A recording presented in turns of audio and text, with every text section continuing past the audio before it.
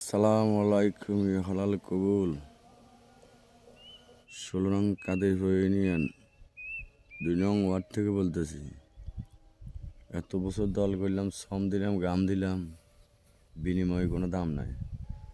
যারা ৯০ আইতেছে, যার কাছে টাকা আছে তাই মূল্য বেশি আছে। তো এটা যদি হয়ে থাকে, এটা যদি রাজনৈতিক নীতি হয়ে থাকে, তাহলে আমরা দুঃসময় আমাদেরকে কেন ব্যবহার করলাম? তাহলে দুঃসময় আমরা সুসময় টাকা আলাদা।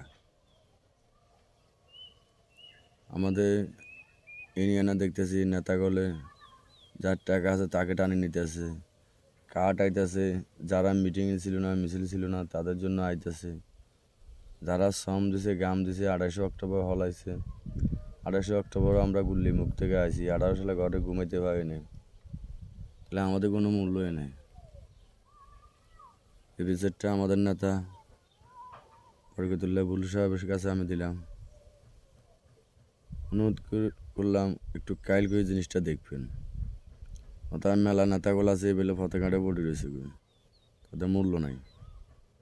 কিন্তু ভবিষ্যতে আগামী প্রজন্মের জন্য লাস্টে দেখবেন দলে এমন এক সময় আসবে, কর্মী থাকবে না, নেতাই থাকবে।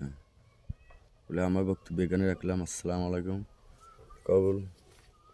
আল্লাহ সবাইকে ভালো রাখুক, সবাই তো আমাকে ভালো রাখুক। আল্লাহ হাফেজ।